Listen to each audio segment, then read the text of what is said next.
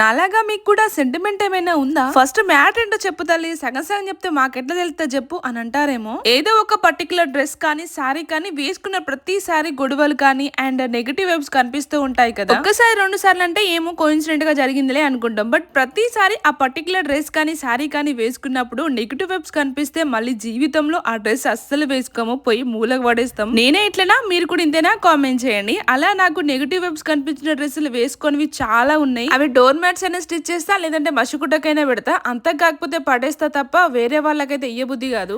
ఏమో నాలాగా ఆ బట్టలు వేసుకున్నాక వాళ్ళకు నెగిటివ్ అయితే మళ్ళీ నాకు మంచిగా అనిపించదు కదా. ఇంకా వీడియో విషయానికి వస్తే, కార్తీక పౌర్ణమి రోజు ఈవినింగ్ టైమ్ లో మేము మాకు నియర్ లో ఉన్న శివాంజనేయ స్వామి టెంపుల్ కి అయితే వచ్చినాం. ఆ రోజే మా చిన్నోని బర్త్డే రావడంతో ఇంట్లో డెకరేషన్ వేసుకుని ఇంకా మేమైతే టెంపుల్ కి వచ్చేసాం. 365 ఒత్తులు వెలిగించి దేవుని మనస్ఫూర్తిగా కోరుకున్నాను. పక్కనే ఆంజనేయ స్వామి టెంపుల్ కూడా ఉంటది, అక్కడ కూడా దర్శనం చేసుకున్నాం. సరే మరి వీడియోకి ఒక చిన్న లైక్ ఇవ్వండి. ఉంటాను, నెక్స్ట్ వీడియో కలుద్దాం. బాయ్.